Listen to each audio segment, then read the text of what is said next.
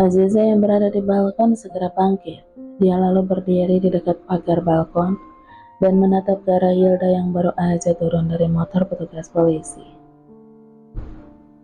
Apa yang terjadi dengan Hilda? Aziza yang penasaran itu pun segera beranjak. Dia melangkahkan kakinya dengan tergesa menghampiri Hilda yang tengah berbincang. Hilda, apa kamu baik-baik aja? Tugas Aziza.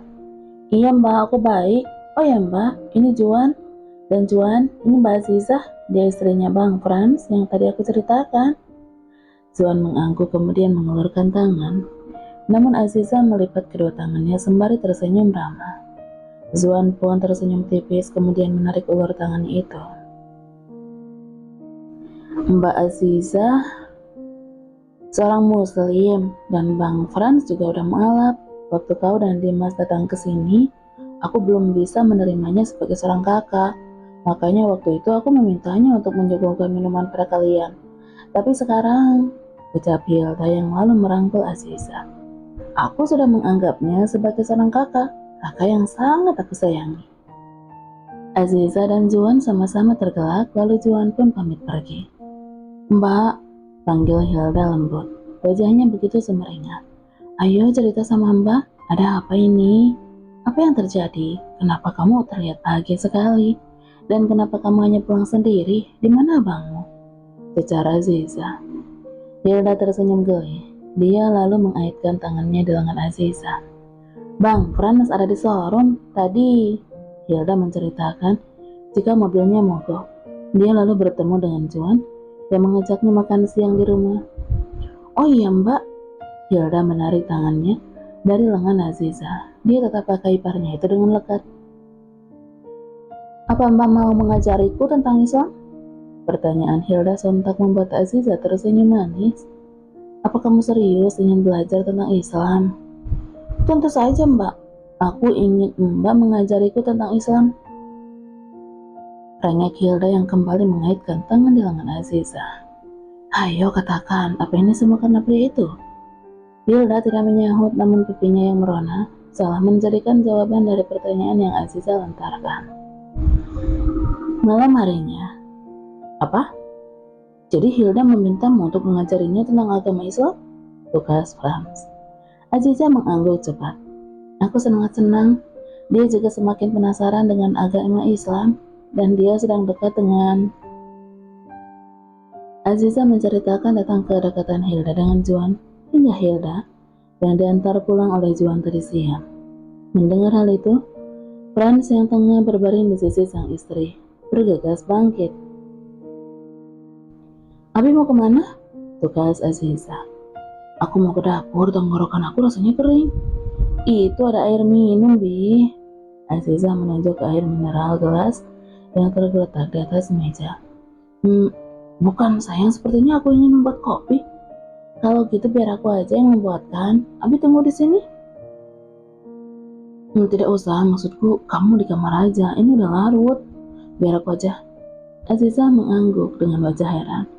Sementara Frans melangkah keluar. Sesekali dia melirik ke arah pintu kamarnya, memastikan sang istri tidak mengikutinya. Lalu dia mendekati kamar Hilda. Buka pintunya, ucap Frans yang mengetuk pintu kamar Hilda dengan perlahan. Hilda yang memang belum tidur gegas mendekat ke pintu. Tuan? Frans mengangguk lalu masuk ke dalam kamar Hilda. Dia juga menutup pintu kamar itu dengan rapat. Ada apa, Tuan? Ada hubungan apa kau dengan Juan? Aziza udah menceritakan semuanya padaku. Jika tadi kau diantar oleh polisi itu. Mampus, kenapa aku lupa memberitahukan kepada Mbak Aziza agar tidak mengatakan hal itu pada Tuan? Kenapa kau diam? Jawab. Iya, Tuan. Aku tidak ada hubungan apa-apa. Tadi aku hanya... Hilda pun dengan sangat terpaksa menceritakan semuanya pada Frans. Aku sangat lapar, jadinya... Kenapa kau tidak menghubungiku? Atau kau bisa menghubungi salah satu anak buahku? Kau tidak boleh berdekatan dengan pria itu. Dia itu polisi, Hilda. Jika dia tahu siapa kau dan aku yang sebenarnya, kita bisa tertangkap. Apa kau menginginkan hal itu? Hilda menggelengkan kepalanya cepat. Jadi aku minta jauhi pria itu. Jangan sampai kau menaruh hati padanya. Karena kau dan dia itu berbeda, paham? Paham, Tuan. Bagus, jangan bahayakan semua anggota Black Hole hanya karena perasaanmu itu. Aku tidak mengerti maksud Tuan. Franz mengusap wajahnya dengan kasar, kemudian menatap Hilda dengan lekat. Aku ini sudah mengenalmu sejak kau kecil, jadi aku tahu betul perasaanmu saat ini. Kamu ingin mempelajari Islam karena polisi itu kan? Kamu sudah tertarik dengannya, dan aku ingin kamu membuang jauh-jauh perasaanmu itu. Karena sekali lagi aku tekankan kepadamu, kamu dan dia berbeda. Dia tidak akan segan menangkapmu jika dia tahu siapa kau yang sebenarnya. Hilda terduduk di kasur saat Franz sudah melangkah keluar. Dia mengusap wajahnya dengan kasar. Apa yang tengah aku pikirkan? Yang dikatakan Tuan benar. Aku dan Juan berbeda. Aku ini penjahat. Dan dia penegak keadilan. Dia bisa aja menangkapku jika dia tahu siapa aku. Gumam Hilda yang lalu membuang napasnya kasar. 2 minggu kemudian, Aziza terlihat asik menyirami tanaman di depan rumah. Rutinitas yang selalu dia lakukan tiap sore untuk mengusir rasa jenuh yang melanda. Aziza menoleh ke arah gerbang kala penjaga membuka gerbang dengan sigap saat sebuah mobil mengklakson. Loh, itu mobil siapa? Gumam Aziza sembari menatap mobil berwarna hitam yang dia tahu itu bukanlah mobil dari suaminya. Dia terus saja menatap ke arah mobil itu hingga seorang pria berkulit gelap turun. Pria itu tampak berbincang dengan penjaga yang ada di gerbang, lalu dia juga menoleh ke arah teras. Aziza gegas meletakkan selang di atas rerumputan. Dia yang penasaran itu mulai melangkah mendekati pria asing tersebut. Nyonya, sapa penjaga sembari membungkuk. Pria itu pun menatap ke arah Aziza dengan lekat. Ada perlu apa ya? Tukas Aziza ramah. Senyumannya ramah pun menghiasi bibirnya. Apakah wanita ini istri dari Tuan Franz? Pria itu memindai penampilan Aziza dari kepala hingga ujung kaki. Dia sangat cantik. Nyonya, ini Tuan Aaron. Dia ingin bertemu dengan Tuan Franz. Dan aku mengatakan kalau Tuan Franz sedang tidak di rumah. Jelas sang penjaga. Oh iya, suamiku memang belum pulang. Mungkin sebentar lagi akan pulang. Kalau Tuan tidak keberatan, Tuan bisa datang lagi nanti. Atau Tuan bisa duduk di sofa yang ada di teras. Ucap Aziza ramah yang lalu menunjuk ke arah teras. Aaron tersenyum tipis, tatapannya tidak lepas dari sosok Aziza. Lalu sebuah mobil sport mewah memasuki halaman yang luas itu. Tuan sudah pulang? Ucap penjaga. Alhamdulillah, suamiku udah pulang. Aziza gegas mendekati mobil sport itu. Assalamualaikum, sapa Franz yang lalu mengulurkan tangan. Waalaikumsalam Abi, balas Aziza yang lalu menjabat uluran tangan itu. Aaron tertegun mendapati Aziza yang mencium punggung tangan sang suami dengan takjim.